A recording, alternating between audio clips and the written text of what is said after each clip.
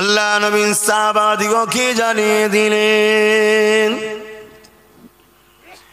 এ বাবা সাহাবারা, ওই বাচ্চাটা কেন আসেনি বাবা, ওর খোঁজটাকে একটু নাও বাবা। সাহাবা হুজুররা বলেছিলেন, ইয়া রাসূলুল্লাহ হাবিবাল্লাহ, এমন একটা সন্তানের কথা বলছে যার বাবা নাকি দিন রাত তরোয়ালে ধার দিচ্ছে, আপনাকে মারবে বলে, আপনাকে কতল করবে বলে, আপনাকে শহীদ করবে বলে। আল্লাহ নবী মুচকে এসে আদর্শ দেখিয়েছিল, ও বাবা সাহাবারা, ওর বাপ আমার দুশমন হতে পারে, আমি রাসূলুল্লাহ কিন্তু ওর বাপের দুশমন নয়। ইনি হলেন মুহাম্মদ রাসূল। আল্লাহ নবীর কথা অনুযায়ী সাহাবারা খুঁজতে খবর নিলেন, গোপনে গোপনে খবর নিল বাচ্চাটা জ্বর হয়েছে, বুখার হয়েছে, শরীরটা খারাপ। আল্লাহ নবীর কাছে এসে খবরটা দিল, এ নবীর উম্মত দাবিদাররা, শুধু দাবি করলে হয় না, রাসূলুল্লাহ দেখানো রাস্তা দিয়ে চলতে হবে। আল্লাহ নবী যে রাস্তা দিয়ে যেতেন, ওই রাস্তা দিয়ে কোনো নোংরা পড়ে থাকতো না, এমন কোনো জিনিস পড়ে থাকতো না যে রাস্তা দিয়ে পথিক দিয়ে যেতে অসুবিধা হবে। একদিন একটা ইহুদি ধর্মগুরু তার শিষ্যদের নিয়ে যেতে ছিল, সে আফসোস করে বলতে লাগলো, মনে হয় এই রাস্তায় মুহাম্মদ বা তার অনুসারীরা আসেনে। সমস্ত ধর্মগুরুকে, ইহুদি ধর্মগুরুকে তেনার শিষ্যরা জিজ্ঞাসা করে, আপনি এ কথা বলছেন কেন? ওই সময় ইহুদি ধর্মগুরু বলেছিল, মুহাম্মাদের অনুসারী যদি রাস্তায় যেত, এই যে পথচারীদের চলার জন্য এই যে নোংরা গুলো পড়ে আছে, এই যে কষ্টদায়ক জিনিসগুলো পড়ে আছে, এখনো থাকতো না। কেন? মুহাম্মদ শিখিয়েছে তার অনুসারীদেরকে এত সুন্দর করে এগুলো তুলে দিয়ে সাইডে ফেলে দিত, এরই নাম হলো মুহাম্মদ রাসূল। আর আজকে আমরা কি করি? ঝাঁটতে ঝাঁটতে ঝাঁটতে নিজের জায়গাটা পরিষ্কার করে রাস্তা দিয়ে নেবিয়ে দিই, ও তো জনগণের, পাবলিকের। তো এটা ভালো আদর্শ নয়। সমাজ আমাদের সবার, এই সমাজকে সেবা করা, পরিষ্কার পরিচ্ছন্ন রাখা, যত্ন করা, এটা আমাদের সবার দায়িত্ব। ও করছে না আমি করব না, এ মাইন্ডটা ভালো নয়। আমি করব, ও করে না তো কি হয়েছে, আমাকে দেখেও একদিন করা শুরু করবে। এ যুবকেরা, আল্লাহ নবী সাহাবারা খোঁজ নিতে গেল, সাহাবারা খোঁজ নিতে গিয়ে খবর পেল বাচ্চাটা বিমার হয়েছে, জ্বর হয়েছে, শরীরটা খারাপ। আল্লাহ নবীর কাছে এসে খবরটা দিয়ে দিল। আল্লাহ নবী বাচ্চাটা খোঁজের জন্য দাঁড়িয়ে গেল, ওই বাচ্চাটাকে দেখার জন্য দাঁড়িয়ে গেল। সাহাবা হুজুররা বলতে লাগলে, ইয়া রাসূলুল্লাহ হাবিবাল্লাহ, বিয়াদবি নেবেন না, আমাদের দায়িত্ব আপনাকে জানানোর রয়েছে, তাই জানিয়ে দিই। ইয়া রাসূলুল্লাহ হাবিবাল্লাহ, ওরা আপনাকে জানে মারতে চায়, হুজুর আপনি ওর বাড়িতে যাবেন না, ওর আব্বা আপনার ক্ষতি করে দিতে পারে। আল্লাহ নবী বলেছিলেন, এ বাবা সাহাবারা, আমি যাব, এটা আমার দায়িত্ব, কেননা আমি রাসূলুল্লাহ এসেছি আল্লাহর সৃষ্টিকে ভালোবাসতে, তাদেরকে শান্তির মেসেজ দিতে, তাদের খোঁজ খবর নিতে। ওই বাচ্চাটাকে আমি পিয়ার করি, ও অসুস্থ আর দেখতে যাব না, এটা হতে পারে না। এ যুবকেরা, বিমারিকে দেখতে যাওয়া এটা আমার রাসূলুল্লাহর সুন্নাহ। কিন্তু আমরা তো খোঁজ নিই না, আমাদের আত্মীয় বিমারে পড়লেও খোঁজ নিবার সময় নেই, এত ব্যস্ত আমরা। আর দুনিয়া তো এখন কখন যে রাত যাচ্ছে, কখন যে দিন যাচ্ছে বোঝাই যাচ্ছে না, মানুষ কাজ গুছিয়ে উঠতে পারছে না। আল্লাহ নবী সেই বাচ্চার বাড়িতে গেল, অগ্নি উপাসকের বাড়িতে গেল। আল্লাহ নবী সাহাবাদের সাথে নিয়ে গেলেন না, একা গেল। কেননা সবাইকে নিয়ে গেলে নবী আমার ভাবতে লাগলেন ওই অগ্নি উপাস্য ভয় খেতে পারে মুহাম্মদ হয়তো আমাদেরকে মারতে এসেছে, এই যে ভয়েতে কষ্ট পাবে আল্লাহ নবী এটাও দিতে চাইলেন না, কেননা নবী আমার রহমাতাল লিল আলামিন। এ যুবকেরা, আল্লাহ নবী তাই বলেছিলেন যে পাড়া প্রতিবেশীদেরকে ভালোবাসে না, যা কথা দ্বারা, ব্যবহার দ্বারা, আখলাক দ্বারা, যা চাল চলন দ্বারা পাড়া প্রতিবেশী বিরক্ত হয়, খুশি হয় না, সে আমি রাসূলুল্লাহ জানিয়ে দিলাম সে আমার কেহই নয়। যার কথাবার্তা, কাজ কাম, চাল চলন পাড়া প্রতিবেশী খুশি নয়, সে আমি রাসূল আমার কেউ নয়। আর আজকে এই কথাটা আমাকে এখানে বলা দরকার, কেন অতি সত্য কথা যেখানে আমি আলোচনা করি বলি। মুসলমানদের প্রতিবেশী কারা বলুন না? আমাদের প্রতিবেশী কারা? হিন্দু ভাই, মতুয়া ভাই, দলিত ভাই। রাসূল এখানে বলেছে যে পাড়া প্রতিবেশীর সঙ্গে ভালো ব্যবহার করলো না সে আমার কেউ নয়।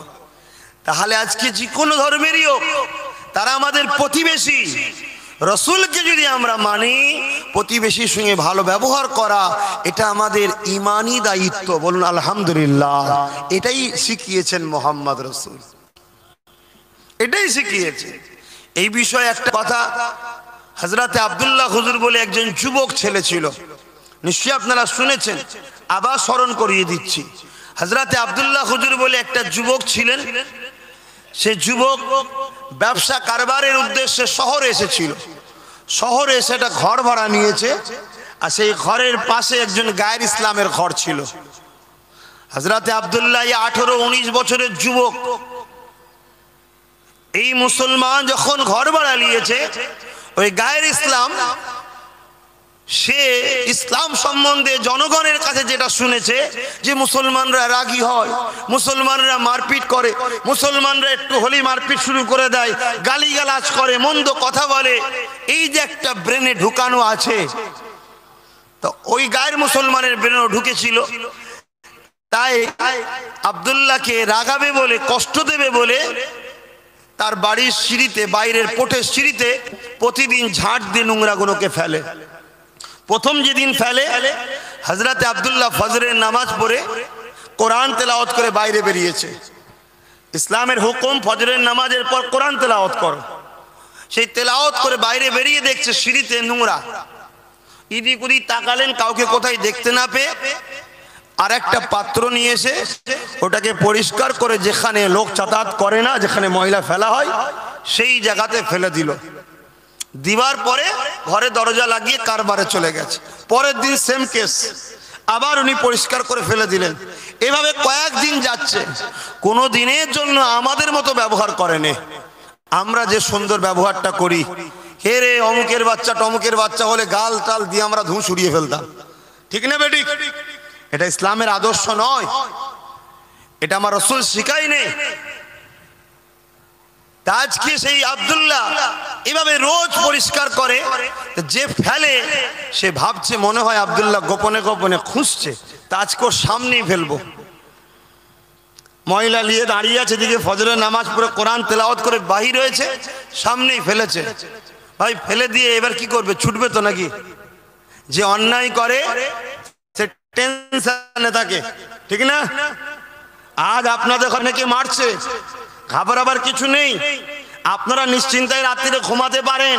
কিন্তু যারা মারছে তারা টেনশনে বাইরে ঘুরতে পারে না, তারা ঘুমোতেও পারে না। এই মনে হয় পাল্টা দিল, এই মনে হয় পাল্টা দিল। ওই দোদকে দোদকে দোদকে ওদের যে টেনশন হচ্ছে, ও মার খাওয়ার থেকে বেশি কষ্ট ওরা পাচ্ছে। সবর করেন, ধৈর্য ধরেন, স্বাভাবিক। আমি যদি ও পাড়ায় যে কাউকে মেরে আসি, আমি কখনো শান্তিতে থাকতে পারবো না। কেন? আমার ব্রেনে ঘুরছে ও প্রতিশোধ নেবে, ও প্রতিশোধ নেবে, সবসময় একটা আতঙ্কে থাকবো আমি। ওই জন্য মার খাওয়া, মারার থেকে মার খেলে আরাম বেশি।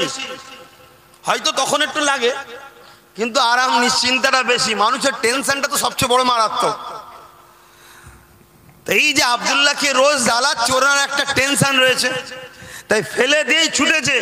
ঘরের দরজা লাগিয়ে ছিদ্র দিয়ে দেখছে যে আব্দুল্লাহ কি করছে। উনি মুচকে হেসে প্রতিদিন যা করে ঘর থেকে পাত্র নিয়ে এসে পরিষ্কার করে ফেলে দিয়ে দরজা লাগিয়ে কাজে চলে যাচ্ছে।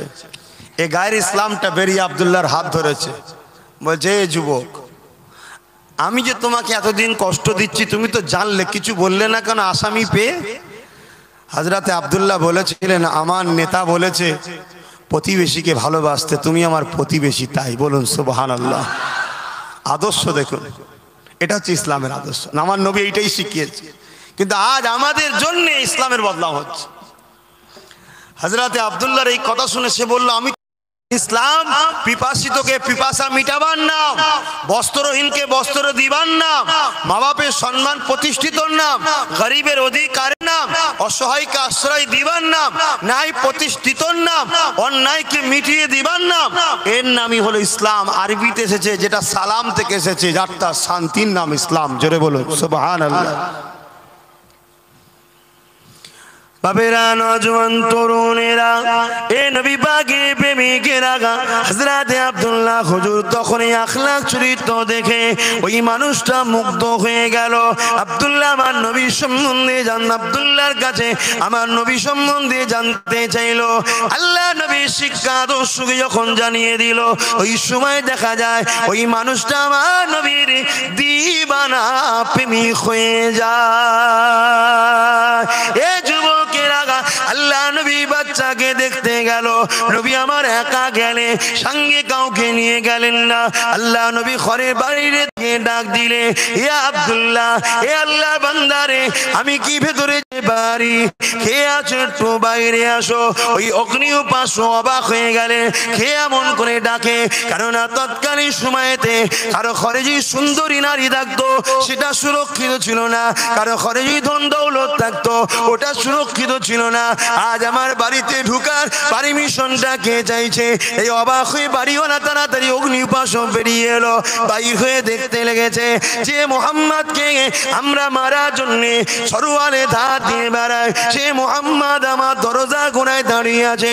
সে অবাক হয়ে গেল, ভাবতে লাগলো মুহাম্মদ তোমাকে মারতে আসেনি কেন, সে খালি হাতে এসেছে, তার সাথেও তো কেউ নেই।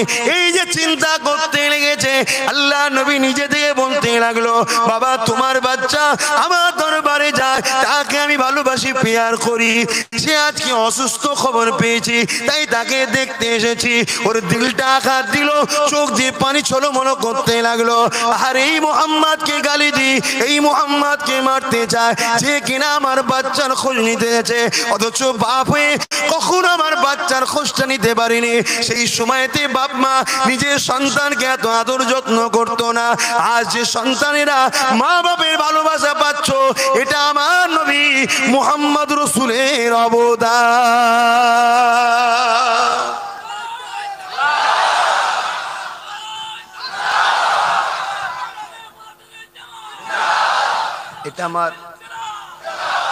এটা আমার নবী শিখিয়েছে, আগে ছিল না।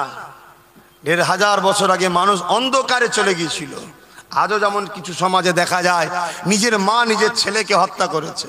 তারপরে বিভিন্ন অনুষ্ঠান, বিভিন্ন পার্কে, বিভিন্ন পুকুরে, বিভিন্ন কুয়াতে, বিভিন্ন খাবারের বাক্সতে আজকালকাল ছোট ছোট বাচ্চা ছেলে পাওয়া যায়। আমি জানি না কোন মায়ের গর্ভেই বাচ্চা ছিল, সে মহিলাটা কেমন মা। আরে মা তো এত দয়ালু হয় যে আল্লাহ পাক নিজের সাথে নিজের মা, তোমার মাকে বলেছেন ইসকুরলি ওয়ালি ওয়ালিদাইকা, তোমরা আমার কৃতিত্ব জ্ঞাপন করো, তোমরা মা বাপের কৃতিত্ব জ্ঞাপন করো। সেই মা বাপ এত দয়ালু। আজকে কিন্তু সামান্য নিজেদের সামান্য শরীরের আনন্দের জন্য আজকে আমরা বৈধ কাজে লিপ্ত হচ্ছি। এই লিপ্ত হওয়ার জন্য আজ কত স্রষ্টার সৃষ্টি। ছোট্ট ছোট্ট বাচ্চাগুলোকে কখনো কুকুরের মুখ দেখা যায়, কখনো পলিথিনে জড়ানো দেখা যায়, কখনো পুকুরে ভেসে যাচ্ছে দেখা যায়। একবার কি তোমার আমার মানবতা জাগে না? একবার কি ওই মেয়েগুলোর ইনসানিয়াতটা জাগে না যে নিজের সামান্য খিদে মিটাবার জন্য, নিজের সামান্য আনন্দের জন্য আজ একটা সৃষ্টির উপরে কি অত্যাচার হচ্ছে। এই যে মানবতা, এই মানবতা আজকে হিরাসতে লেগেছে। কেন আমরা আস্তে আস্তে প্রফেট মুহাম্মদ সাল্লাল্লাহু আলাইহি ওয়াসাল্লামের আদর্শ ছেড়ে দিচ্ছি। আজকে যদি আমাদের মধ্যে মানবতা না থাকে তাহলে কখনো স্বাধীনতাও থাকতে পারে না। তাই আসুন যুব সমাজ, আমাদের ঘরে জাগতে হবে, উঠতে হবে। অবৈধ সম্পর্ককারী, জেনাকারী তাকে কতলের আইন করতে হবে, তবে এই সমাজে এই বাচ্চা ছেলেগুলো হত্যা বন্ধ হবে। ঠিক না বেঠি? আজ আমরা যদি না জাগি তো তাহলে কে করবে সব? কিন্তু আমরা যদি পাপের মধ্যে লিপ্ত হয়ে যাই নিজেদের সামান্য নফসের খিদে মিটাতে গিয়ে, তাহলে তো সমস্যা বাড়বে। আর সমস্যা বাড়লে শুনে রেখে দাও, ওই যে ছোট্ট বাচ্চা, ওরও প্রভু তো আমার প্রভু যিনি। ঠিক না বেটি? অতএব ওই যে আল্লাহর সৃষ্টির উপরে অত্যাচার হচ্ছে, এই করোনার মতো আরো কঠিন কঠিন খোদার পক্ষ থেকে বিমার গজব আসবে, যার দাওয়ায় ওষুধ তৈরি করতে করতে পৃথিবী সাফ হয়ে যাবে। অতএব এগুলো সব পাপের ফল, এসব কর্ম আমাদের দোষে। এই সমাজে মানুষ মানুষের উপরে কত জুলুম করছে। এই সমাজে একদল লোক আছে যারা গরিবদের ঘরে নিজেদের পায়ে জুতো বানিয়ে রেখেছে, কীতদাস বানিয়ে দিয়েছে, তাদের অধিকার দিচ্ছে না, কথা বললে মিথ্যা মামলায় জেলে দিচ্ছে। কত মা চোখের পানিতে রাত্রিরে ঘুমাই না কাঁদে কেঁদে কাটাচ্ছে, কত বাপ রাত্রিরে ঘুমাতে পারে না চোখের পানি ফেলে কাঁদে। কেন? তার মেয়ে বড় হয়েছে, বিবাহ দিবার টাকা নাই। এলাকায় সমালোচনা হচ্ছে, টোনটি মারছে, বাড়ির দ্বারে নোংরা ছেলেদের ঘোরাঘুরি হচ্ছে। বাপ সবই বুঝতে পারছে, মা সবই বুঝতে পারছে, কিন্তু অসহায় এই বাপ মাটা একটা বিবাহ দিতে গেলে আজকে কম করে 2-2.5 লক্ষ টাকা খরচ। অথচ দেখা যাচ্ছে এই সমাজে একদল লোক 10,000 কোটি টাকার মালিক, 20,000 কোটি টাকার মালিক, সব জীবদেরকে শোষণ করে বড় লোক হচ্ছে। এই জায়গায় যাদের মধ্যে মানবতা আছে, যাদের মধ্যে মানব প্রেম আছে, ওই সকল মানুষগুলোকে ঐক্য হয়ে দাঁড়াতে হবে, দাঁড়িয়ে আইন তৈরি করতে হবে যে বাংলা এবং দেশেতে প্রত্যেকটা গরিব মেয়ের বিবাহ সময় হলে সরকার তার ফান্ড থেকে তাদের বিবাহের ব্যবস্থা করে দেবে। এই আইন করে তোলার দায়িত্ব এই মানবতা প্রেমিকদের দায়িত্ব লিয়া দরকার আছে না নাই? আমরা শুধু মনে করি মসজিদে যাও, নামাজ পড়ো, তাসবিহ পড়ো, আর হুজুর তুমি জলসা করতে গিয়ে শুধু ওয়াজ করো। বাবারা, ওখান থেকে আব্দুর রহমান পাহাড় থেকে লাভ মেরেছিল নবীর প্রেমে, বলো সুবহানাল্লাহ, এই ওয়াজ করো। ওটা যেমন করতে হবে, সমাজকে বাঁচাতে হবে। আজ আমি আব্বাস সিদ্দিকী মোজাদ্দেদ জামানের ঘরে জন্ম হয়েছি। আজকে মোজাদ্দেদ জামানের না হয়ে ফুটপাতে যদি কোনো ভিখারির ঘরে জন্ম হতাম, তাহলে আমার যে দুর্দশাটা হতো, আজকে ওই ভিখারিটার বাড়ির ছেলেটা দুর্দশা হচ্ছে, ওটা আমাকে ভাবতে হবে। এর নাম হলো মানবতা। ওপরে উঠে গিয়ে গরিবগুলোকে তুমি হাত ধরে তুলতে পারো, কে এত নোংরা নজরে দেখছে বলার মতো নয়। তারপরে আজকাল আবার এই যেটা কি পোন সিস্টেম চালু হয়েছে, পোন ছাড়া তো বিয়ে হচ্ছে না, কি এই পোন চালু হয়েছে। আমাদের সবাইকে ঐক্যবদ্ধ হতে হবে, আইন তৈরি করতে হবে। পোন যদি কেউ নেয়, ওই ছেলের মা ছেলের বাবা সঙ্গে সঙ্গে অ্যারেস্টে 12 বছরের জেল। এই আর কেউ পোন নেবে? এই পোন নেবে, তাহলে গরিবের বাপগুলো মেয়ের বিয়ে দিবার টেনশন হবে। কি গো, কথা ভুল বুঝাচ্ছি? তোমরা মানো তাই তো বুঝাচ্ছি। আজান দিচ্ছে? আচ্ছা, একটু আজানটা হয়ে যাক। ও শেষই হয়েছে।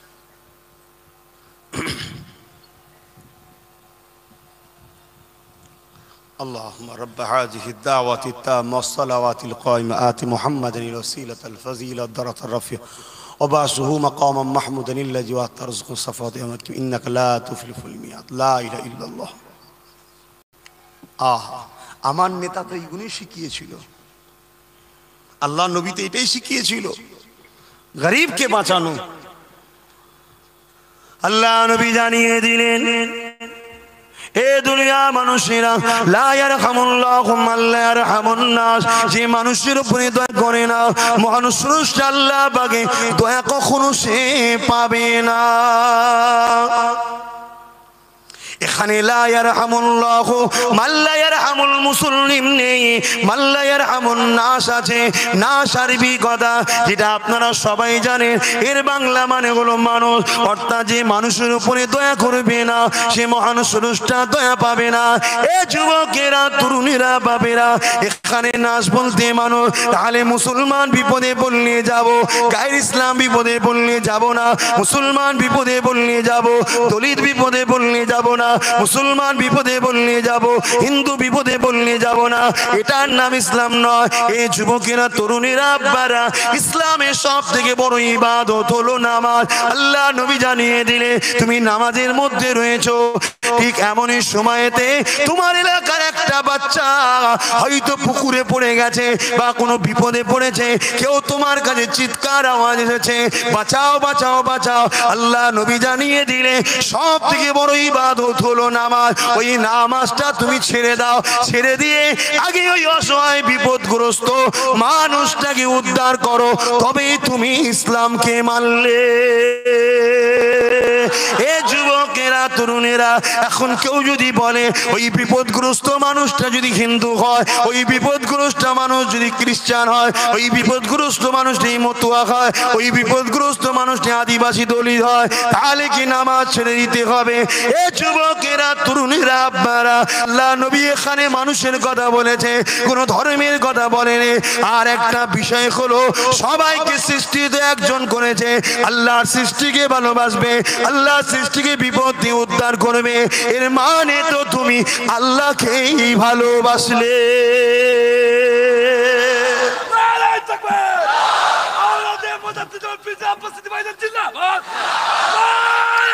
আল্লাহ, আমাদের সে আদর্শ আছে? আমরা মরছি আমাদের দোষে ভাই, কথা বুঝে আসছে? কে কি করছে, কে কি বলছে, কে মারছে, এসব ভেবে লাভ নাই। আমাদের ঘরে নিজেদের মতো আমার নেতার আদর্শ অনুযায়ী ফিরে আসতে হবে, তাহলে আমরা কামিয়াব হব। বাবেরা, নওজোয়ান, তরুণেরা, এ নবী বাগে প্রেমিকেরা, আল্লাহ নবী বসে আছে এমন সময়তে একটা গায়ের ইসলাম এসে জিজ্ঞাসা করলো, এ মুহাম্মদ সাল্লাল্লাহু আলাইহি ওয়াসাল্লাম, ইসলামের সব থেকে ভালো কাজ কি? আল্লাহ নবী বলেছিলেন, ভোকার্ত ক্ষুধার্ত মানুষকে খানা খাওয়ানো।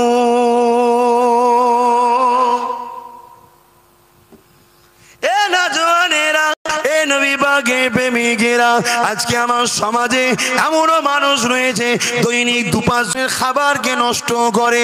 আমার সমাজে এমনও মানুষ রয়েছে টেবিলে খানাকে নষ্ট করে ফেলে দেয়। আমার সমাজে এমনও মানুষ আছে হোটেলে গিয়ে 50 রকম আইটেমের অর্ডার দেয়, স্টাইলে এটা একটু ওটা একটু খেয়ে নিয়ে খাবারটাকে ফেলে দেয়। আর এই সমাজে এমনও মানুষ আছে সামান্য একটা রুটির জন্য মায়ের কাছে কাঁদতে লাগে, ওই মা বাচ্চাকে খাবার দিতে না পেরে মাটাও কাঁদতে লাগে। এ যুবকেরা, তরুণেরা, আজ চিন্তা করে দেখো প্যালেস্তাইনে কি হতে লেগেছে। বাপ মারা গেছে, মা মারা গেছে, বাচ্চা খেতে পাচ্ছে না, মায়ের গোস্তকে খেতে লেগেছে। আজ আল্লাহ তোমায় সুখে রেখেছে, আজ আল্লাহ তোমার বাড়িতে খাবারের অভাব করেনি, আজ আল্লাহ তোমাকে দুবেলা খাওয়াচ্ছে। ভুলে যেও না গরিবের কথা, আল্লাহ তোমাকে কষ্টটা বুঝিয়ে দেবে। তাই তো নবী আমার জানিয়ে দিলে, রাত্রি যখন খাওয়া দাওয়া করবে 40 কদম ঘুরে আসো। আমরা মনে করি হজমের জন্য নবী বলেছে, না, ঘুরে আসা হজম অবশ্যই হবে, কিন্তু আল্লাহ নবী জানিয়ে দিলে ওই 40 কদম তোমার পাড়া প্রতিবেশীর মধ্যে কে খেতে পায়নি, কে শুকিয়ে রাত্রে ঘুমাচ্ছে, তার খোঁজটা একটু নাও, তার মুখে খাবারটা তুলে দাও। আল্লাহ নবী আরো জানিয়ে দিলে, তুমি যখন রান্না করবে 1 বাটি পানি বেশি করে দাও, যাতে তুমি পাশের বাড়িতে 1 বাটি তরকারি গরিবকে দিতে পারো। আল্লাহ নবী আরো জানিয়ে দিয়েছে, যেদিন তোমার ভালো মন্দ খাবার ইচ্ছা যাবে, খবরদার তুমি ভালো মন্দ খাবারটা খেয়ে নিয়ে গরিবের কাছে প্রকাশ করবে না, ওই গরিবের মনটা ভেঙে যাবে। আরে যে নবী খাবার দ্বারা গরিবের কষ্ট দিতে চাই না, সেই নবীর উম্মত কখনো আতঙ্কবাদী সন্ত্রাসী হতে পারে না।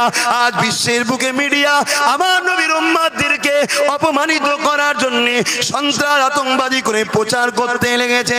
এ যুবকেরা, তরুণেরা, বাপেরা, এই জায়গাতে আমাদের সকলকে ইনসাফ ইনসানিয়াতে আমার রাসূল যে আদর্শ শিখিয়ে দিয়েছে, ওই আদর্শর কাজ সমাজের বুকে প্রচার করতে হবে। তাহলে দুনিয়া বুঝে নেবে মুহাম্মদ রাসূলের আখলাক চরিত্র।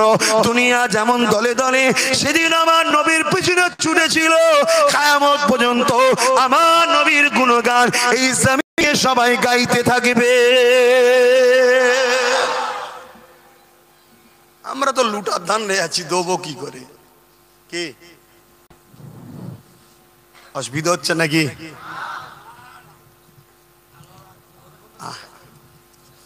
আপনি তো অরিজিনাল খেয়ে বড় হয়েছেন, ওই জন্য সারা রাত হলেও অসুবিধা নেই। আমরা সব ভেজাল খেয়েছি, প্লাস্টিকের চাল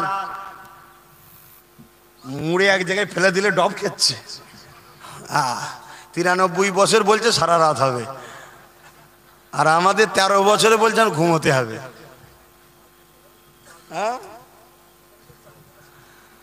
এখন তো সব ভেজাল, কিসে ভেজাল নেই? তবে ভেজাল সব পলিসি করে আনা হচ্ছে। কেন? যারা ভেজাল ঢোকাচ্ছে তারা তো বড় অঙ্কের টাকা দিয়ে দিচ্ছে, অথিব দেখছে ভেজাল, তারপরেই বড় অঙ্কের টাকা পেয়ে চালিয়ে দিচ্ছে। কেন? তাদের তো টেনশন নেই, তারা তো স্পেশাল ভিআইপি করে এনে খাবে। যা গরিব প্লাস্টিকের চাল খেয়ে মরুক কি যাক, গরিব মরবে তো, বড় লোক তো মরবে না। আমার রাসূল পাক সাল্লাল্লাহু আলাইহি ওয়াসাল্লাম দুনিয়ার মানুষকে মুক্তি শান্তির রাস্তা দেখিয়ে দিয়ে গেল। আজকে সেই নবীর উম্মত আমরা নিজেরাই তো অন্ধকারে হোঁচট খেয়েছি, দুনিয়াকে কি রাস্তা দেখাবো? আমরা নিজেরাই তো দুর্নীতির সঙ্গে জড়িয়ে, আমরা নিজেরাই তো পাপ কর্মের সঙ্গে জড়িয়ে আছি, আমরা নিজেরাই তো গরিবদের হত্যা করি। নিজের চাচা নিজে ভাইপোকে দাফন করে দিতে চাইছে, ভাইপো চাচাকে দাফন করে দিতে চাইছে। এ সমাজে তো অহরহ চলছে। নিজেদের মধ্যেই তো সমস্যা, পরকে কি দেখবে? তবে হ্যাঁ, আমার বাংলায় বর্তমান যিনি আছে তিনি সত্যি ভাইপোকে ভালোবাসে। কি একদম সিবিআই তাড়িয়ে দিলে এত ভালোবাসে, সঙ্গে সঙ্গে যে সেটেলমেন্ট করে ফেললো দিল্লিতে। ওই রকম যদি কারো ভাইপো পারতাম না, কপাল খুলে যেত। কথা বুঝছেন না? কিন্তু আমরা আমার রাসূলের আদর্শ থেকে অনেক দূরে সরে গেছি। আরে মুসলমান ঘরে ছেলে মেয়েরা, তরুণেরা, বাপেরা, আজ আল্লামা হুজুরের স্মৃতি সভাতে এসে আমি আপনাদেরকে বলে দিয়ে যাই, আল্লাহ নবীর আদর্শ অনুযায়ী চলেন। হুজুর এতদিন চলে গেল দুনিয়া থেকে, আজ লক্ষ লক্ষ কোটি কোটি মানুষ কেন তিনাকে স্মরণ করে, কেন তিনাকে ডাকে, কেন তিনার কথা শোনার জন্য বেচেন হয়ে থাকে, কেন তিনার দরবারে এসে হাতকে বেঁধে দাঁড়িয়ে যে আল্লাহর কাছে তিনার ওসিলা দিয়ে দোয়া চায়, কেন তিনার আলোচনা শোনার জন্য দলে দলে লোক ভিড় করে, কেন ঘাটের পয়সা বার করে দিয়ে হুজুরের স্মৃতি সভাতে দান করতে থাকে। এ যুবকেরা, তরুণেরা, আব্বারা, অন্য কোনো কারণ নয় যে জমিদারি ছিল তা। হ্যাঁ, আল্লামা হুজুর জমিদার ছিল ঠিকই কথা, আল্লাহ তেনাকে এত ধনী করেছিলেন। এই আজ পশ্চিম বাংলার উত্তর দক্ষিণ 24 পরগনা, এটা তখন একসাথে ছিল। এই 24 পরগনার অর্ধেকটাকে কিনে নিবার আল্লামা হুজুরকে আল্লাহ ক্ষমতা দিয়েছিলেন। এত ধন দৌলত থাকার পরও দিনের জন্যে, পীরের খুশির জন্যে নিজের অর্থ দিয়ে কিতাব লিখে লিখে লিখে এই সমাজকে জাগাবার জন্যে বই তৈরি করে দিয়ে গেছে, এলেমের জ্ঞানকে মানুষের কাছে পৌঁছে দিয়ে গেছে, বাস করেছে। ওই বাসে কিতাব কিনে খরচ করেছে, সেই কিতাব থেকে ছুটি কিতাব লিখে বাসে কি ফলাফল হয়েছে জনগণের কাছে তুলে দিয়ে গেছে, যাতে কিয়ামত পর্যন্ত এই সমাজের মানুষ জাহান্নামের খোরাক না হয়ে যায়, সমাজের মানুষ ভুল রাস্তায় না চলে যায়, সমাজের মানুষ আল্লাহ থেকে দূরে, নবী থেকে দূরে না যায়। এই জন্যে পীরের ভালোবাসায়, রাসূলুল্লাহ খাতিরে, আল্লাহকে খুশি করার জন্যে আল্লামা হুজুর নিজের জীবনকে কুরবান করে দিয়ে গেছে বলে, তাই তো আজকে দলে দলে দলে দলে মানুষ হুজুরের দরবারে আজও পাগলের নাই ছুটে আসছে। কারণ আমার আল্লাহ জানিয়ে দিয়েছে, এ বান্দারে তুই আমার হয়ে যা, আমি আল্লাহ তোর হয়ে যাব, আর আমি যার হয়ে যাব তামাম দুনিয়াকে আমি আল্লাহ তারই পিছনে পাঠিয়ে দেব।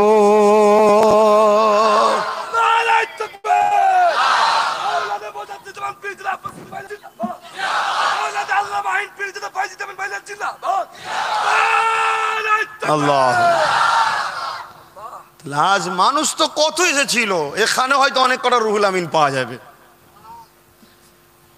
এর মধ্যে না খুঁজলে পাওয়া যাবে না, যাবে না, কিন্তু নাম এক হলে হবে না, কামটা আলাদা ছিল, নামে কোনো দাম নাই।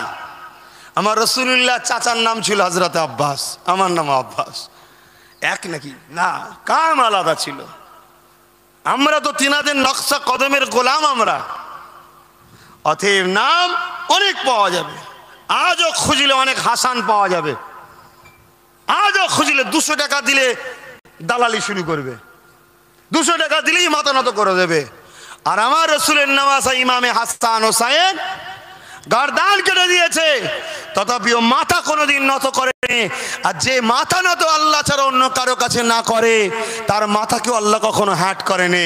শহীদ হয়ে যাওয়ার পরও ইমামে হোসাইনের শের মুবারককে নেজার উপরে রাখা হয়েছিল, দামেস্কের লোকেরা দেখেছিল ইমামে হোসাইন নেজার উপরে মাথা তুলে যেন বলতে লেগেছে, আজও হোসাইনের মাথা সবার উপরে রয়েছে, জোরে বলুন সুবহানাল্লাহ। তারা কখনো বিক্রি হয়নি, আমরা তো বিক্রি হওয়া পার্টি, আমাদের কি দাম আছে? আজ বড় বড় ভিআইপি লোক বিক্রি হয়ে যাচ্ছে, দুঃখের বিষয়, বিক্রি হয়ে যাচ্ছে, বিক্রি হয়ে যাচ্ছে, বড় দুঃখ। আজকে আমরা এই বিক্রি হয়ে যাওয়ার জন্যেই চারিদিকে কেউ না কেউ, কেউ না কেউ দুপায়ে পশু সুরাতে, মানুষ সুরাতে পশু দুপায়ে, তারা কখনো কখনো আমার রাসূলের শানে নোংরা নোংরা মেসেজ, নোংরা নোংরা খবর ছাড়ে, আমরা বিক্রি হয়ে যাওয়ার জন্য। তার প্রতিরোধ, তার আন্দোলন, গুস্তাগে রসুলের বিরুদ্ধে ঐক্যবদ্ধ হয়ে কথা বলা, এটা মানবতা প্রেমিকদের দায়িত্ব, শুধু মুসলমানদের দায়িত্ব নয়। কেন মোহাম্মদ রসুল মুসলমানদের শুধু নয়, দায়িত্ব সবার। কে করবে না করবে জানি না, কিন্তু আমাদের করতে হবে, ঠিক না বেঠিক? কিন্তু আজ করে করে অনেকে করে, আমিও করি, কিন্তু একটা জায়গায় অন্যজনের সঙ্গে আমার মতানৈক্য। যখন কেউ আমেরিকায় গুস্তাগে রসুল করে, তার বিরুদ্ধে প্রতিবাদ আমরা করি। ফ্রান্সে করেছে প্রতিবাদ, আমি করছি, আমরাও করছি। কিন্তু এই বাংলা বা এই ভারতে যখন কেউ গুস্তাগে রসুল করে, কখন তো কই প্রতিবাদ করি না? যখন কোন গায়ের মুসলমান সেজে গুস্তাগে রসুল করে, তখন প্রতিবাদ করি। যখন কেউ মুসলমান সেজে মসজিদের মেম্বারে দাঁড়িয়ে গুস্তাগে রসুল করে, তখন তো কই প্রতিবাদ করি না? যখন কেউ গায়ের মুসলমান সেজে আমার রাসূলুল্লাহ শানে বিয়াদবি করে, তখন আমরা প্রতিবাদ করি। নবিয়ানা মেম্বারে বসে যখন কেউ রাসূলের গুস্তাখ করে, কখন তো কই প্রতিবাদ করি না? এই গত কয়েকদিন আগে সম্ভবত আপনাদের এলাকারই কেউ, দুপায়ে একজন পশু মনে করি আমি তাকে, তার জন্মটা কিভাবে হয়েছে সে ভালো জানে, তার পরিবার ভালো জানে। তবে কোরআন বলছে কখনো অবৈধ সন্তান ছাড়া গুস্তাগে রসুল করতে পারে না। সেই কোরআনের আয়াতকে কোট করে গত কয়েকদিন আগে কেউ একজন আপনাদের এলাকায় বর্তমান রুলিং পার্টির নেতৃত্ব দিচ্ছে, হয়তো আপনার মনে হবে পার্টির কথা বলছে, হ্যাঁ বলবো, 100 বার বলবো। অন্যায় যে করবে তার বিরুদ্ধে বলা এটা আমার দায়িত্ব। সে বক্তব্য দিতে গিয়ে বলছে পীর পয়গম্বর যেই আসুক, মসি আসুক, কাউকে মানবো না, কারো কথা শুনবো না। এত বড় বেঈমান, এত বড় মুনাফিক, এত বড় দুপায়ে পশু আমার বাংলায় রয়েছে। এর প্রতিবাদটা কোন পীর সাহেব পীরজাদা ওনারা করবে? এর বেলায় কেন মিছিল মিটিল হচ্ছে না? এর বেলায় কেন আন্দোলন হচ্ছে না? শুধু ফ্রান্সের ব্যাপারে হবে কেন? ওটাও যেমন করতে হবে, এরও বিরোধী তেমন করতে হবে। পূজা যেমন রেপ করেছে উত্তরপ্রদেশে, ওটা যেমন বিরোধী করতে হবে। আমার বাংলায় কামদুনি বন্টাও করতে হবে। সব জায়গায় একই অন্যায় হয়। যদি পক্ষপাতিত্ব করা হয় তাহলে জানতে হবে ওটা শুধু হিংসাবশত আন্দোলন হচ্ছে। আজ অস্বীকার করছে পীর পয়গম্বর যে আসুক নাকি মানবো না। জানি কোন পয়গম্বর আর আসবে না, কিন্তু পীর ওলি আরবিতে মুর্শিদ তো আসবে, ওটাকে অস্বীকার। তার সাথে সাথে আরো বড় অস্বীকার, মসিহ আসুক মানবো না। মসিহ বলতে কে? হযরতে ঈসা নবী আলাইহিস সালাম আসবে না, আসবে না, জোরে বলুন। সে আসলেও মানবো না। এরকম বেম্বাজ যে বেঈমান যদি মুসলমানদের নেতৃত্ব দেয়, এ মুসলমানকে খোদা গজবতে ধ্বংস করবে না, করবে না। অতএব এরও বিরোধী করা দরকার। কিন্তু এর বিরোধী হচ্ছে না কেন? খেয়ে বসে আছে তো, দালালি খেয়েছো, দালালি। এবার এটা যখন আমি বলি, একটু কড়া কথা বলে ফেলি, অমনি বলে হুজুরের ছেলে সব বলার কি দরকার? কি দরকার? আই কাছে, তবে তো বুঝাবো। দূরে থাকলে বুঝবো কি করে? কাছে এলে বুঝাবো তো কি দরকার? কাছে আসবে না, শুধু দূর থেকে বলে দিচ্ছে।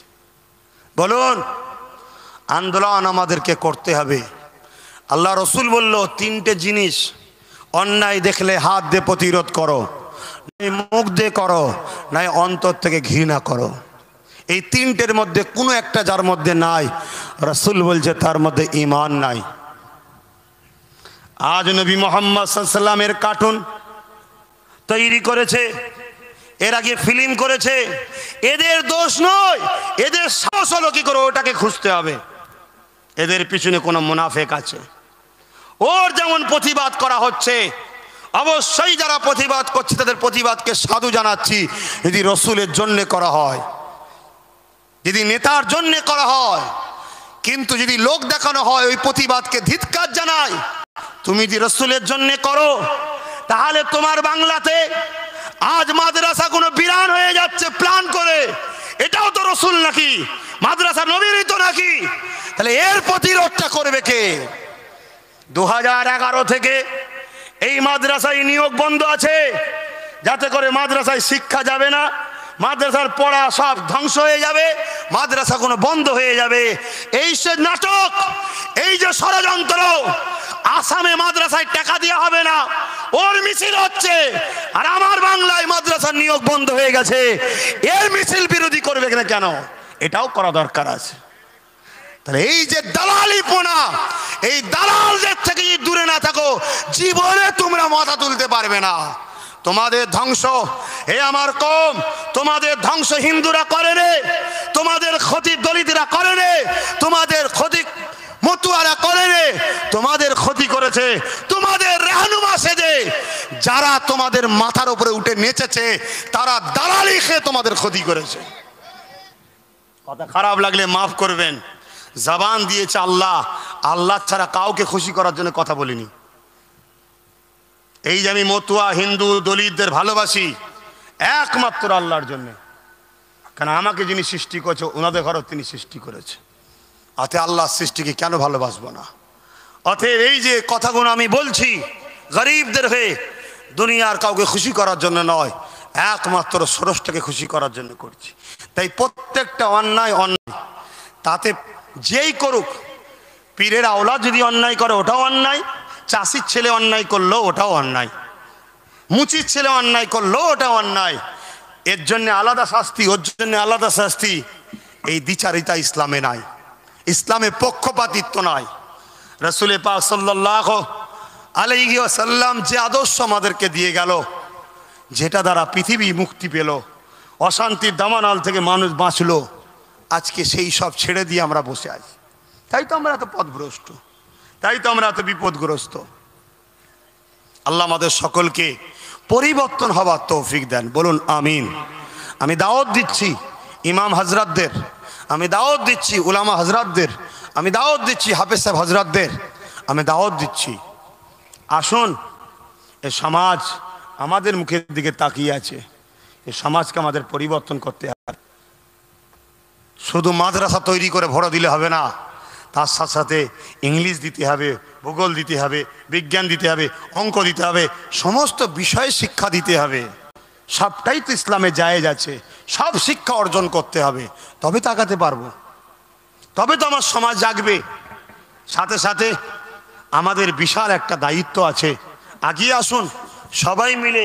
আমাদের প্রতিবেশী বিভিন্ন ধর্মের গরিব মানুষ, তারাও তাদের বাচ্চাদের পড়াতে পারছে না, তাদের পড়ানোর জন্যে আমরাও সুব্যবস্থা তৈরি করি, তারা জেনারেল লাইনে পড়ুক। শোনুন, আমার ছেলে ডাক্তার হবে আর আপনার ছেলে চোর হবে, দুজনে পাশাপাশি বাস করবে। আমার ছেলে ইনকাম করলে আসবো, ঘরের দরজায় বসে সব চুরি করে নেবে। অতএব দুজনকেই শিক্ষা হতে হবে, তবে সমাজ শান্তি থাকবে। ইউ আলোচনায় অসুবিধা হচ্ছে নাকি? কিন্তু আমার তো পিছন টান হয়ে আছে। আমার আসার কথা ছিল 5:30টায়, 5:30 থেকে 7টা 7:30 পর্যন্ত থাকার কথা যাবে। আমি অন্য জায়গায় যাব, প্রোগ্রাম আছে, ফজর বেলা আবার পড়ে যাবে। বাবেরা, নজওয়ান তরুণেরা, আহারে নবীকে ভালোবাসেন, পিয়ার করেন। আল্লাহ নবী দিয়ে দুনিয়া বাদশা বিবুল্লাহ জানিয়ে দিলেন, কেউ যদি এতিমের মাথায় হাত বোলায়, সে যেন আমি রাসূল আমার মাথায় হাত বোলালো।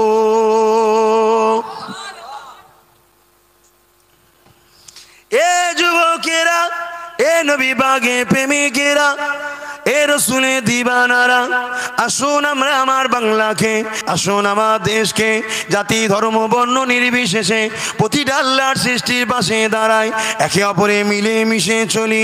কেন আল্লাহর কোরআন জানিয়ে দিয়েছে, তোমরা দুনিয়ার মুখে অশান্তি ছড়াওনি, মিলে মিশে শান্তি আমান প্রতিষ্ঠিত করো।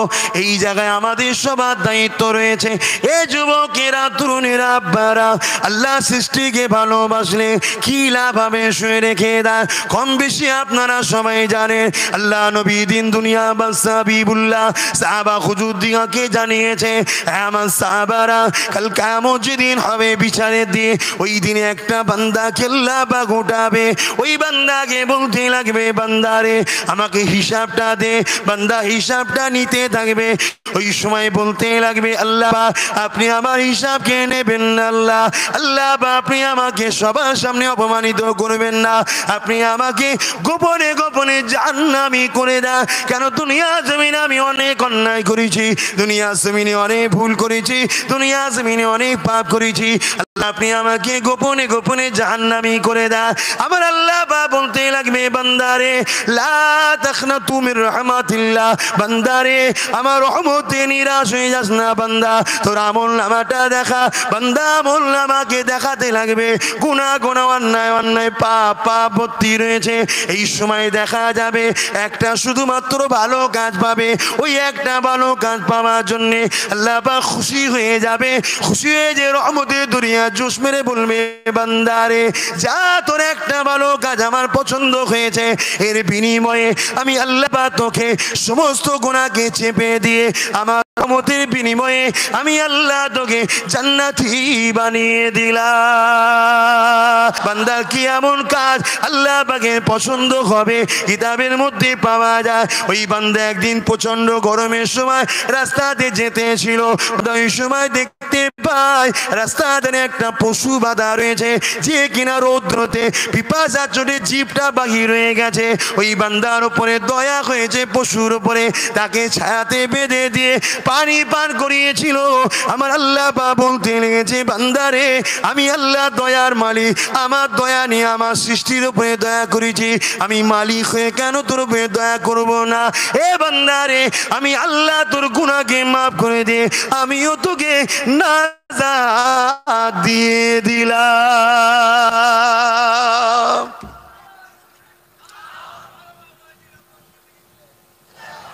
আজ একটা পশুকে পানি পান করানোর জন্য যদি তার গুনাহ আল্লাহ মাফ করে দেয়, আজ আমরা সমাজে গরিব, মুসলিম, দলিত, আদিবাসী, মতুয়া, এই যে হিঙ্গলগঞ্জ আমি গিয়েছিলাম সব জানেন, আরো অনেক জায়গায় গরিবদের কাছে যায়। আপনারাও যদি গরিবদের পাশে দাঁড়ান, জাতি ধর্ম বর্ণ নির্বিশেষে ভাই যদি ভাইয়ের পাশে দাঁড়ান, এই যে অসহায়ের উপরে দয়া দেখাবেন, আর আল্লাহ কি কিয়ামতের দিন আমাদের উপরে দয়া দেখাতে পারবেন না? এটা তো বিশ্বাস। তো ভাইয়েরা আমার, গরিবকে ভালোবাসুন, গরিবের সাথী হন। আল্লাহ রসুল নিয়েছে গরিব 50,000 বছর আগে আল্লাহর জান্নাতি হবে, জোরে বলুন সুবহানাল্লাহ। আর রসুল আর এক জায়গায় বলছেন, আল মারউ মাআ মান হাব্বা, যে যাকে ভালোবাসবে তার সঙ্গে থাকবে। আমি যদি দুনিয়ায় গরিবকে ভালোবাসি আর ওই গরিব যদি জান্নাতি হয়, তার সাথে আমিও জান্নাতি হব, জোরে বলুন সুবহানাল্লাহ। আরে বিশ্বাসে মিলাই বস্তু, তর্কে বহুদূর। নামাজ পড়ছি আমরা, বিশ্বাস আল্লাহ কবুল করবে। রোজা রাখছি, বিশ্বাস আল্লাহ খুশি হবে, তাই তো করছি। গরিবের যে কত কষ্ট গরিবই ভালো বোঝে। অতএব আজ আমি আব্বাস সিদ্দিকী চাই, বাংলার বুকে প্রত্যেকটা গরিব মানুষ কমসে কম যেন এক মুঠো ভাত খেয়ে রাত, প্রত্যেকটা গ্রামে গ্রামে 10 জন করে ইউনিট করছি, যাতে করে তাদের দ্বারা একটা তৈরি করে ওই মহল্লার ওই গরিব যে তৈরি করে ওই মহল্লার ওই গরিব যে আছে তাদের মুখে খাবারের ব্যবস্থা ছেলেগুলো করে দেবে। কিন্তু এত বড় সমস্যা, এত বড় ব্যাপক ব্যাপার, যেটা এত বড় সমস্যা সমাধান একটা অরাজনীতির সংগঠনের দ্বারা কখনো সম্ভব হচ্ছে না। তাই আমি আব্বাস সিদ্দিকী ভেবেছি, নতুন করে ভাবতে শুরু করেছি, যা আগামী দিন গরিবদের স্বার্থে, অসহায়ের মুখে খাবার তুলে দিবার স্বার্থে, গরিবদের সুচিকিৎসার স্বার্থে, মা বোনেদের ইজ্জত বাঁচাবার স্বার্থে, নারীদের ঘরে রেপের হাত থেকে রক্ষা করার স্বার্থে, গরিবের ছেলে মেয়েদের ঘরে উচ্চ শিক্ষায় শিক্ষিত করার স্বার্থে, গণতান্ত্রিক যে সাংবিধানিক মৌলিক অধিকার শিক্ষা, স্বাস্থ্য, অন্ন, বাসস্থান, এই 4টে পাইয়ে দিবার স্বার্থে, এবং প্রত্যেকটা বাড়িতে একটা করে কম করে চাকরি থাকে, এই স্বার্থে আগামী দিন আমি আব্বাস সিদ্দিকী বাংলায় কি কর্মকাণ্ড করে বেড়াচ্ছি আপনারা কম বেশি সবাই তো জানেন, ঠিক না বেটি? যে কাজ করছি, কাজ ঠিক করছি না ভুল করছি? আপনারা খুশি মনে বলুন, হুজুরকে খুশি করে না আল্লাহকে খুশি করে বলুন, ঠিক করছি না ভুল কাজ করছি? যারা ঠিক বলছেন হাত তুলে দেখান, ঠিক কাজ করছি তো? তাহলে আগাবো না পিছাবো? আগাবো না পিছাবো? আপনারা যারা হাত তুলেছেন সাথে থাকবেন না পালাবেন? সাথে থাকবেন না পালাবেন? যদি থাকেন সাথে, যদি সাথে থাকেন তাহলে ধোকা দেবেন না। এটা বসিরহাট অন, যে এই এলাকায় মানুষ যারা আছেন চারিদিকে, এখানে এমন একটা ব্যক্তিকে আমাদের প্রয়োজন, যে ব্যক্তির আন্ডারে 11 কি 13টা, টোটাল হয়তো 15টা অট নিয়ে অঞ্চল হবে। টোটাল গরিবদের খবর যেন তার কাছে থাকে, টোটাল গরিবদের মুখে যেন সে খাবার তুলে দিতে পারে, টোটাল গরিবদের এডুকেশনের জন্য ব্যবস্থা যেন করতে পারে, টোটাল গরিবদের স্বাস্থ্যের জন্য সুব্যবস্থা করতে পারে। এই চিন্তা যদি একজন স্বাধীনতা সংগ্রামীর 4র্থ প্রজন্ম নেয়, এটা কি অন্যায় কাজ হবে? আমার সাথে আল্লামা রুহুল আমিন সাহেব হুজুরের বংশধর আওলাদ আল্লামা রুহুল আমিন সাহেব, তিনিও স্বাধীনতা সংগ্রামী ছিলেন। তিনিও তিনার পীরের সাথে দেশের জন্য আন্দোলনে নেমেছিলেন। কলিকাতার রাজপথে লক্ষ লক্ষ অনুসারীদের নিয়ে বলেছিল, এ আমার ভক্তময়, ব্রিটিশরা আজকে আমার মাতৃভূমির ওপরে, ব্রিটিশরা আজকে আমাদের ওপরে বিভিন্ন সমস্যার ওপরে, বিভিন্ন সম্প্রদায়ের ওপরে এবং আমার মসজিদ মাদ্রাসা ধর্মের ওপরে যা ঐক্যবদ্ধ হয়ে মাতৃভূমি এবং এই অন্যায়ের মাতৃভূমি বাঁচাবার স্বার্থে এবং এই অন্যায়ের মোকাবেলা ব্রিটিশদের বিরুদ্ধে লড়তে সবাইকে ঐক্যবদ্ধ হতে হবে, এগিয়ে যেতে হবে। আমার মুজাদ্দেদ জামান এবং তিনার খলিফা আল্লামা রুহুল আমিন সাহেব, তিনারও অবদান দেশ স্বাধীনতা রয়েছে বলা। মাতৃভূমিকে ভালোবাসা আমরা অনেকে বুঝি না। মাতৃভূমিকে ভালোবাসা কত মহান কাজ, মাতৃভূমিকে ভালোবাসা কত নেকির কাজ, পুণ্য কাজ। কেন? মাতৃভূমিকে স্বয়ং মোহাম্মদ রসুল ভালোবেসেছে। জোরে বলুন সুবহানাল্লাহ। কি ভালোবেসেছে না বাসেন? চোখের পানি ফেলেছে মাতৃভূমির জন্য, মাতৃভূমির উন্নয়নের কথা ভেবেছে, মাতৃভূমিকে দুষ্কৃতি মুক্ত করতে চেয়েছে, মাতৃভূমির বসবাসকারী মানুষের শান্তি প্রতিষ্ঠিতের জন্য রসুল কেঁদেছে, দোয়া চেয়েছে। তাহলে আজ আমি কেন করব না? অসুবিধা আছে? শুধু একটাই অসুবিধা, হুজুর কেন? হুজুর দোয়া করবেন, আমরা চুরি করে খাবো, হুজুর কেন আসবে? কথা বুঝছেন তো? যাক, সেই বিষয়ে একটু সামান্য বলবো। আমি কি করতে চাইছি একটু জানাবো, অনেকে জানেন, তারপরও সামান্য একটু বলবো। কেন আজ হুজুরের স্মৃতি সভা, আর এখন সবাই এবার আসছে, তো একটা বসার টেবিল তৈরি হয়েছে, তাই একটু দেখছি, ওই জন্য একটুখানি পানিটা মাপছি। তারপরে যদি পানি দেখি গন্ডগোল হচ্ছে, আবার ছেঁচা শুরু করব, চিন্তার কোনো কারণ নেই। বলবো, আমার একজন ভাই তাপস চক্রবর্তী, তিনিও পর্যন্ত গাড়ি করে অত দূর থেকে কষ্ট করে, সাথে আমাদের সংগঠনের ভাঙর ক্যানিং ওই এলাকার যিনাকে দায়িত্ব দেওয়া আছে, কাজ করছে, তিনিও এসেছে। আজকে দেখুন, সবাই যাদের মধ্যে মানবতা আছে তারাই গরিবকে বাঁচাতে চায়। সবাই আমরা এক হচ্ছি, নতুন একটা বাংলা তৈরি করতে চাইছি। অসুবিধা আছে ভাই? যে বাংলা দুর্নীতি মুক্ত হবে, যে বাংলায় কখনো কেউ না খেয়ে যেন ঘুমায় না রাত্রিরে, সেই চেষ্টা হচ্ছে। করা যাবে না? যাবে না? আমার দেশ কি ভিখারি নাকি? হ্যাঁ, আমার দেশ পৃথিবীর 10টা ধনী দেশের মধ্যে একটা আমার দেশও থাকার উপযুক্ত। আমার দেশে এত আছে, এত আছে। আমার দেশে আছে বলেই তো বারবার লুটতে আসে। 200 বছর ব্রিটিশ লুটেছে, এখন আবার লুটা চলছে। লুটার কাজ মিটে গেলে আবার চলে যাবে, আবার আমরা দেশবাসী মেহনত করে দেশকে গড়ব, আবার কিছুদিন পরে কোনো লুটেরা আসবে, আবার লুটবে। এই জায়গায় আমাদের আরো সজাগ হতে হবে, কেউ না লুটতে পারে। তো সেই কথা বলার আগে আমি, ভাই আমায় কিছু বলেনি, ভাই শুধু বলেছে জলসা তো আপনারই। কথা ঠিকই, যেমন ফাল্গুন মাসে যে 3 দিন মাহফিল হয়, আল্লামা হুজুর তিনার সন্তান আমার হুজুর কেবলাদের ঘরে নিয়ে, আমার দাদুজানকে নিয়ে, হুজুর কেবলাকে নিয়ে 3 দিন ইসালে সব কায়েম করেছিলেন। আর আমার ভাই বাজিদ আমিন সাহেব, তিনি আমাকে নিয়ে হুজুরের স্মৃতি সভা কায়েম করেছে। অবশ্যই এটা আমারই জলসা, কারণ আল্লামা হুজুর যতটা ইনাদের, জুনায়েদ আমিন সাহেব যতটা ইনাদের, আমি মনে করি ইনাদের থেকে বেশি আপন আল্লামা হুজুর আমাদের। রক্তের থেকে ইমানি সম্পর্ক আগে, রক্তের সম্পর্ক আগে নয়, ইমানি সম্পর্ক আগে। তাই আল্লামা হুজুর যখন আমাদের, এ জলসাও আমাদের, এ জলসা আগামী বছর সুন্দর করে করার চেষ্টা, ওটাও আমাদের, ঠিক না বেঠিক? তাই ভাই কিছু বলেনি, তথাপি আমি ছোট্ট করে একটু বলবো। হুজুরের মোহাব্বত ভালোবাসায়, জানি না এখানে এতগুলো মানুষ এসে বসেছেন, কেউ কিছু নিয়ত করেও তো আসেন নাকি সালে সাহাবে?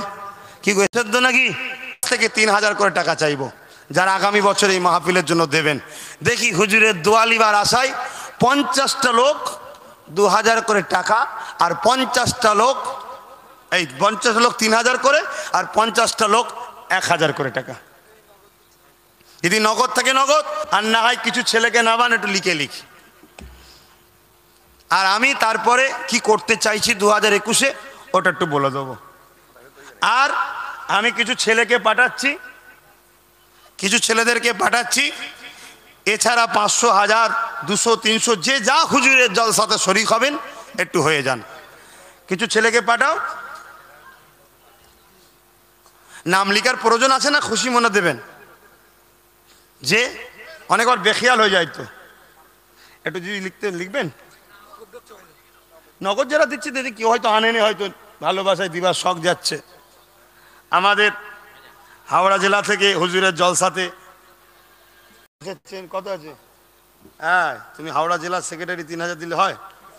আমার হাজি সাহেব ভাই আমার সংগঠনের দায়িত্বে আছে, যেমন উত্তর 24 পরগনার দায়িত্বে আমার পীরজাদা বাইজিদ আমিন ভাই হাজি সাহেবও 3000 দিলে। দাঁড়াও, ওদের টাকা আমার টাকা রে বাবা। যদি ইমান সেই জায়গায় থাকে, অঙ্ক করে দেখুন তো, কায়নাতকে আল্লাহ তৈরি করছে, ঠিক না বেটি? কায়নাত তবির, নবীর জিনিসের ওপরে নবীর খানদানদের পাওয়ার আছে না নাই? সেই হিসাবে বললাম। হ্যাঁ, আমার কালাম ভাই, আমার হাসিবুল হাজিও 3000, এই 5000 আল্লাহ কবুল করেন। আর আমার কালাম ভাই, তুমি আর 2000 দাও না, কি করবে টাকা, আল্লাহ তো অনেক দিয়েছে, দাও। 3 ভাই এসেছে, ফারুক ফাঁকি দিচ্ছে নাকি? সে কোথায় গেল? টাকা দিবার পালিয়েছে নাকি? দে, তোকে বেশি দিতে হবে না, তুই এদের থেকে একটু হালকা আছিস, অল্প করে দে। এই 3টে আল্লাহ দিয়েছে, আমি তো জানি রে বাবা। হ্যাঁ, 3 ভাই 5000 করে দিল। আর আমার ফারুক ভাই 4 জন এসেছে, ওরা ভাই আসবে হুজুরের দোয়া লিবার উদ্দেশ্যে। আল্লাহ ওদের আশাকে কবুল করুক। ও 5 দেবে, ভালো ব্যবসা করছে, আল্লাহ বরকত দিক। বোন আল্লাহুম্মা আমিন। আরে লেখেন না, নাকি লিখবেন না? ওই আমার এক ভাই 2000, কিছু লোক পাঠালেন না ভাই, কোথায় কি তুলবেন না নাকি? আরে খরচ আছে তা। এত বড় প্যান্ডেল করে যারা করছে, তাবারুক আছে, দিক না, সবাই দেবে তো। কথা বুঝে আসছে? দেন, অনেক জায়গায় মুসাফা করে আমি সেই খাবার টাকা আনতে বলি তো নাকি? কি কত করে আনতে বলি? হ্যাঁ, 100 করে এনেছেন তো? আমারটাও নজরানাতে দেন হুজুরের জলসায়। আচ্ছা ঠিক আছে। দোয়ার পরে এখন জলসা হবে, 11:30 পর্যন্ত হবে, তারপরে তাবারুকের ব্যবস্থা আছে। আপনারা সকলে এদিকে শুনি, এদের হয়ে যাবে। দেন, ওই ছেলেরা যাচ্ছে তো নাকি? ভাই মন দিয়ে শোনেন, আজ বড় করুণ পরিস্থিতি দুনিয়ায়। আজ মানুষের উপরে জুলুম করছে, অত্যাচার করছে। এই জায়গা থেকে মানুষ জাতিকে মুক্তি দিবার জন্য আমাদের সবাইকে ঐক্যবদ্ধ হতে হবে। আল্লাহ আমাদের সকলকে বোঝার তৌফিক দিক, একতা হবার তৌফিক দিক। বলুন আল্লাহুম্মা আমিন। আরো জোরে বলুন আল্লাহুম্মা আমিন। একবার দরুদ শরীফ, আল্লাহুম্মা সাল্লি আলা।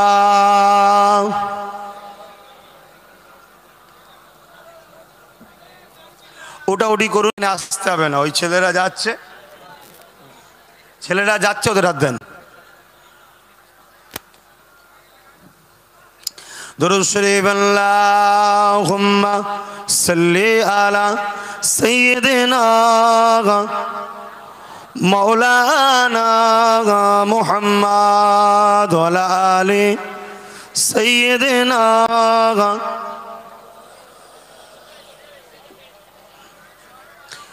দেখি নাই তোমারে কোনদিন, তবুও হৃদয়ে অমলিন।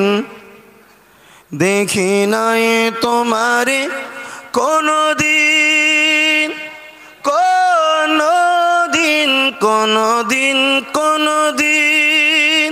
হে নবী, নবীজি আমার,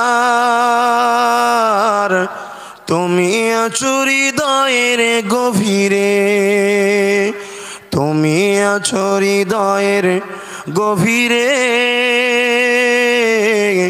ভুলবো তোমায় বলো কি করে? কোরআনের পথ যত খুঁজেছি, হে নবী তোমায় তত চিনেছি। কোরআনের পথ যত খুঁজেছি,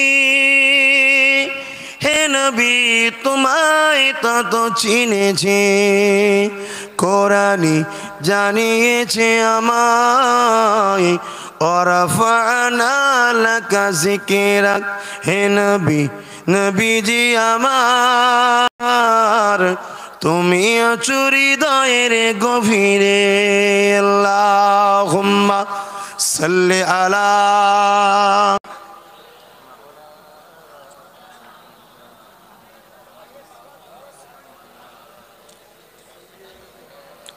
ভাইরা আমার, সংক্ষেপ সময় একটা কথা আপনাদের কাছ থেকে দোয়া ও ইজাজত লিবার জন্য বলছি। আমি আব্বাস সিদ্দিকী আমার মুজাদ্দিদ জামান এবং তিনার খলিফা হুজুরদের লিখা জীবনী এবং আরো বিভিন্ন উলামাদের জীবনী এবং আমার দয়ার নবী জীবন আদর্শে দেখা গেছে আল্লাহ নবী টোটাল একটা মানুষের জীবন ব্যবস্থাকে রেখে গেছে। কিভাবে মানুষ ধর্ম পালন করবে, কিভাবে মানুষ প্রভুর দাসত্ব করবে, কিভাবে মানুষ নামাজ রোজা করবে, কিভাবে মানুষ দান খায়রাত করবে, হজ করবে, যাকাত দেবে, তার সংসার জীবনটা কেমন হবে, ব্যবসা জীবনটা কেমন হবে, পাড়া প্রতিবেশীর সঙ্গে কিভাবে মিশবে, পাড়া প্রতিবেশীর মধ্যে গায়ের মুসলমান যদি থাকে তাদের সঙ্গে কিভাবে মিশবে, টোটাল জীবন ব্যবস্থা হযরত মুহাম্মদ সাল্লাল্লাহু আলাইহি ওয়াসাল্লাম দিয়ে গেছে। অর্থাৎ ইসলাম একটা কমপ্লিট জীবন ব্যবস্থার নাম, ঠিক না বেঠিক? তিনার জীবন আদর্শে দেখা গেছে তিনি একদিকে নামাজ যেমন শিখিয়েছে, রোজা যেমন শিখিয়েছে, হজ করা যেমন শিখিয়েছে, যাকাত দেওয়া যেমন শিখিয়েছে, কন্যার বিবাহ যেমন শিখিয়েছে, পাড়া প্রতিবেশীর সঙ্গে মিল মহব্বত যেমন শিখিয়েছে, এতিমদেরকে ভালোবাসা শিখিয়েছে, মা বাবার সম্মান দেওয়া শিখিয়েছে, বিমারিকে চিকিৎসা করা তাকে দেখতে যাওয়া শিখিয়েছে। রবীন এমন করে ঈশ্বরচন্দ্র বিদ্যাসাগর কালনার হসপিটাল থেকে যখন ওই অসহায়কে তুলে নিয়ে গিয়েছিল, ঈশ্বরচন্দ্র বিদ্যাসাগরকে জিজ্ঞাসা করা হয়েছিল, আপনি সত্যি বিদ্যাসাগর আজ ফুটপাত থেকে অসহায়কে তুলে নিয়ে এসেছেন? ঈশ্বরচন্দ্র বিদ্যাসাগর বলেছিলেন, প্রফেট মুহাম্মদ সাল্লাল্লাহু আলাইহি ওয়াসাল্লামের জীবনী পড়েছি, পরে আমি দেখেছি যে অসহায়ের পাশে দাঁড়ায় স্রষ্টা তার উপরে খুশি হয়, তাই আজ এই অসহায়কে আমি তুলে নিয়ে এসেছি। আজকে দেখুন ঈশ্বরচন্দ্র বিদ্যাসাগর তিনি আমার রাসূলকে তার কর্মকে পছন্দ করলেন। আমার রাসূলের টোটাল জীবনী দেখলে তিনি সব কিছু যেমন শিখিয়েছে তেমন নবী দেশ চালানো শিখিয়েছে, কিভাবে দেশের প্রধান হতে হবে, রাষ্ট্রনায়কের কি কাজ, রাষ্ট্রনায়ক কিভাবে দেশকে চালাবে, দেশকে কিভাবে নিরাপত্তায় রাখবে, দেশের বর্ডারকে কিভাবে সুরক্ষিত করবে, দেশের প্রশাসন কিভাবে হবে, দেশের নিজাম কিভাবে হবে, দেশের আইন ব্যবস্থা কিভাবে হবে, দেশবাসী কিভাবে সুরক্ষিত থাকবে, জাতি ধর্ম বর্ণ নির্বিশেষে সমস্ত মানুষকে সমানভাবে মূল্যায়ন কিভাবে করবে, এই টোটাল ব্যবস্থা অর্থাৎ দেশ চালানো, রাজনীতি করা, এটা আমার রাসূল শিখিয়েছে না শিখায়নি? আমি জানতে চাইছি শিখিয়েছে না শিখায়নি? তাহলে আমার রাসূলের টোটাল জীবন আদর্শ ফলো আমাদেরকে করতে হবে। হ্যাঁ,